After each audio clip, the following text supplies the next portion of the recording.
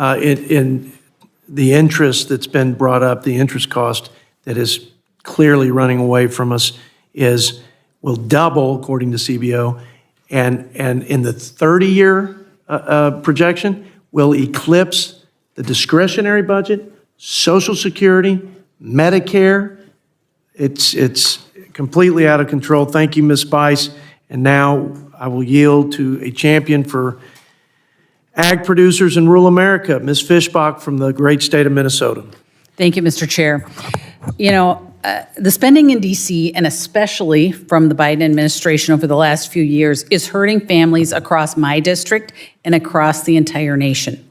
Inflation has skyrocketed, while wages have fallen 4.6%, equivalent to more than $5,000 lost in income per worker in just 2.5 years. As the cost of everything continues to rise, families are having to make hard decisions about where to spend their money. And it's time for Congress to do the same. It is time for us to get serious about getting our fiscal house in order for the sake of our constituents that are figuring out how to retire, our constituents that are figuring out how to raise their family, and for the future generations of our constituents. Somehow, despite the ample evidence to the contrary, some of our colleagues still think that we can somehow spend our way out of debt. This is our opportunity, and it is our responsibility to reverse the curse of liberal spending, and this budget gives us the roadmap to do it. As Chairman Arrington said, you can't have responsible budgeting if you don't have a budget. So I thank all of you for your work and the work of this committee for developing this blueprint, and I'm hopeful that this will be a serious conversation where we can all be honest and realistic about where we can cut and where we need to cut to balance this country's budget. And I dare say, work our way out of debt. Thank you so much, and I yield back, Mr. Good morning, friends. This is important news. The Internal Revenue Service has just released a big announcement. New refund checks are expected to be sent out much faster. Inflation relief payments worth over $1,000 are also going to be arriving in many Americans' pockets this week. My dear friends, you may qualify for one of these payments, so please make sure that you watch until the end of this video for all of the latest news and information. Every Friday, I will be announcing winners for the Walmart gift card giveaway. Please make sure, friends, that you enter the giveaways by clicking and liking several of my videos, and then comment below the keyword of each video that you watch. The more videos that you comment on, dear friends, the greater your chances of winning these giveaways. The majority of people who file taxes end up getting money back from the Internal Revenue Service. And for many, those tax refunds are a financial lifeline.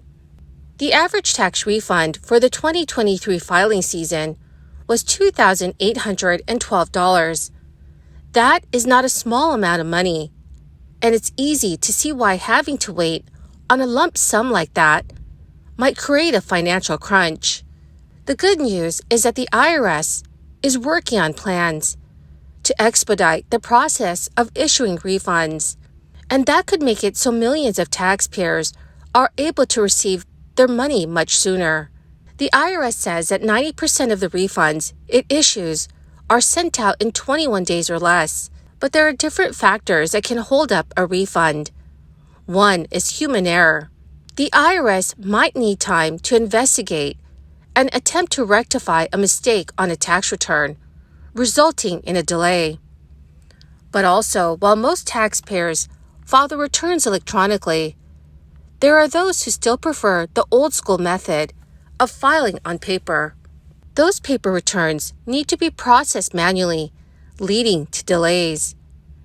It is often the case that the IRS will notify taxpayers by mail that it needs supporting documentation to finish processing the returns.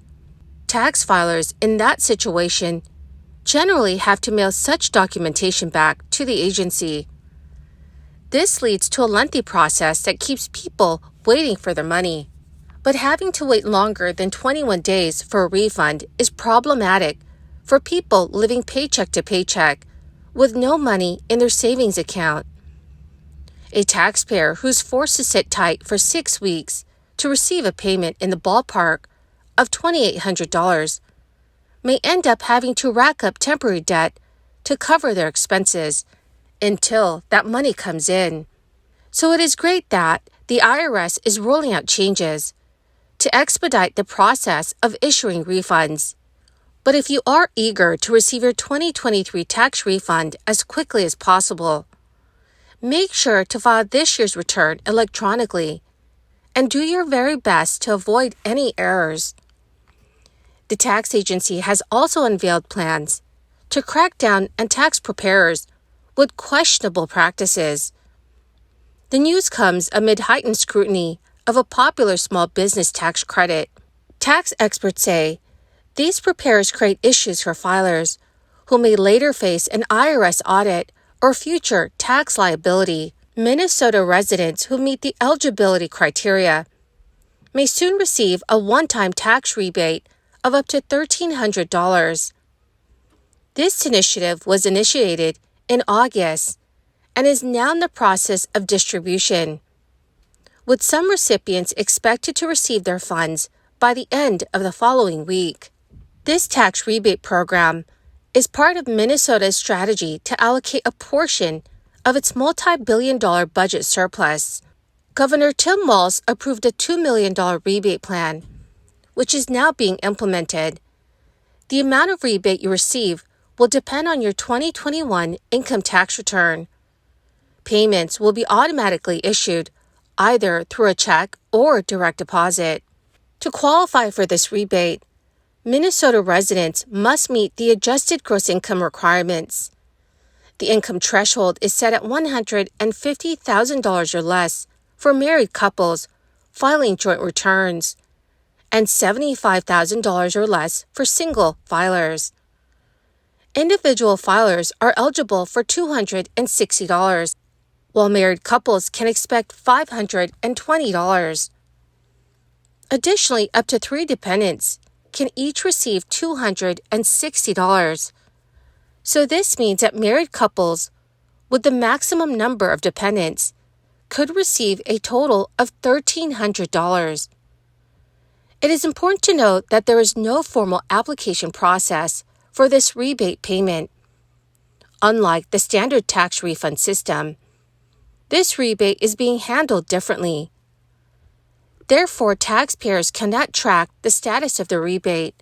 State officials advise individuals expecting this payment to contact the department if they have not received their rebate by the end of this year. Well, my magnificent and most marvelous friends, that is the end of my daily stimulus update video for today. My dear friends, thank you very much for being part of this community and for joining me here on a daily basis. To say thank you, I will be announcing several winners every Friday for the Walmart gift card giveaway. Please make sure, friends, that you enter the giveaway by clicking and liking several of my videos, and then comment below the keyword of each video that you watch. The more videos that you comment on, dear friends, the greater your chances of winning the giveaways. Thank you and have a wonderful and very blessed day.